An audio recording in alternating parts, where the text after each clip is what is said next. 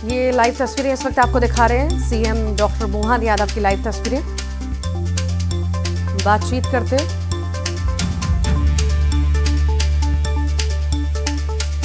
तो मध्य प्रदेश भवन नई दिल्ली की तस्वीरें आप देख रहे हैं जहां पर सीएम डॉक्टर मोहन यादव मौजूद हैं और कई सारे मुद्दों को लेकर के यहाँ पर चर्चा हो रही है। द्वारा यशस्वी प्रधानमंत्री श्रीमान मोदी जी के तीसरे टर्म का मध्य प्रदेश की दृष्टि से देखा जाए तो हमने भी अपने बजट में गरीब, महिला, युवा, किसान, इसी तरह से हमने बजट की पिछले समय में भी नीति आयोग के मित्रों के साथ में भी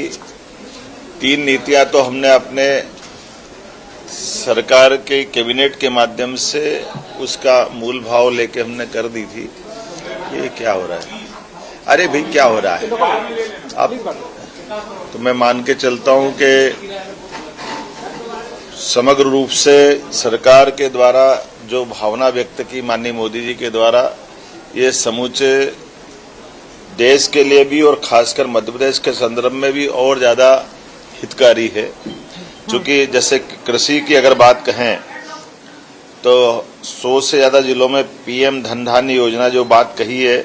मध्य प्रदेश की अर्थव्यवस्था वैसे भी कृषि प्रधान है और ऐसे में हमारा 56% से ज्यादा कृषि का योगदान, और हमारा तो ये धान का कटोरा खास करके सभी संदर्भों में, गेहूं भी हमारे जहां से सबसे ज्यादा एक तरह से कंट्रीब्यूशन में हमारा अपना पिछले सालों से रिकॉर्ड चल रहा है। अब दलहन भी है, तिलहन भी है,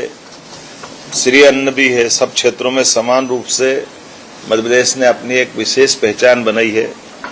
और सिंचाई का रकबा भी चूंकि 48 लाख हेक्टेयर का हमारा है और हमने टारगेट लिया कि 1 करोड़ लाख हेक्टेयर तक हम इसको ले जाएंगे।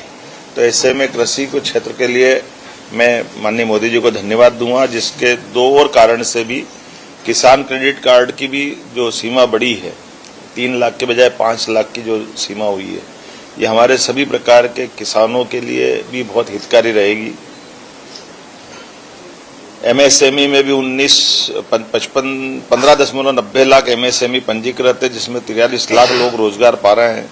और अब जो इसकी क्रेडिट गारंटी को भी 5 करोड़ से 10 करोड़ करने का जो निर्णय किया है, इसका लाभ भी मध्य प्रदेश को मिलेगा। और हमने तो अपना अभियान लगाया हुआ है पिछले समय से रीजनल इंडस्ट्री कॉन्क्लेव करते हुए, 7 रीजनल इंडस्ट्री कॉन्क्लेव हमने ऑलरेडी की हुई है और इस साल को तो उद्योग वर्ष के रूप में ही हमने डिक्लेयर किया है। 24-25 फरवरी को खास करके ये मान के चलो कि ग्लोबल इन्वेस्टर समिट जो होने वाली है, उसका लिए हमारे लिए ये एक तरह से नया बूस्टअप का काम करेगा। वर्तमान का बजट, जिसके माध्यम से नए उद्योगपतियों को 2 करोड़ तक का कर्ज का प्रावधान किया गया है, स्टार्टअप को भी 10 से बढ़ाकर 20 करोड़ किया है, 27 प्रमुख क्षेत्रों में ऋण की गारंटी का शुल्क को 1% कम किया है, उद्यम पोर्टल पे भी 5 लाख की सीमा वाले को लिए विशेष अनुकूल क्रेडिट कार्ड शुरू हुआ है। जल जीवन मिशन भी इसी प्रकार से लाभकारी है। हमारे यहाँ 2028 तक जल जीवन को जो जोड़ा है, जिसके माध्यम से 36 लाख से ज्यादा लोगों को हम भी इस दायरे में लेकर के मध्य प्रदेश को 100% तक ले जाने की दिशा में आगे बढ़ेंगे। ऊर्जा के भी इसी प्रकार से हमारे जो 2047 तक का 100 गीगावाट परमाणु ऊर्जा का जो लक्ष्य रखा है, उसमें मध्य प्रदेश की अपनी बड़ी भूमिका रहेगी। मैं मान के चलता हूं कि कई सारे ऐसे सेक्टर जिस पे काफी देर तक मैं बात कर सकता हूं, टूरिज्म का है, हमारे गरीब कल्याण का भी इसी प्रकार से है,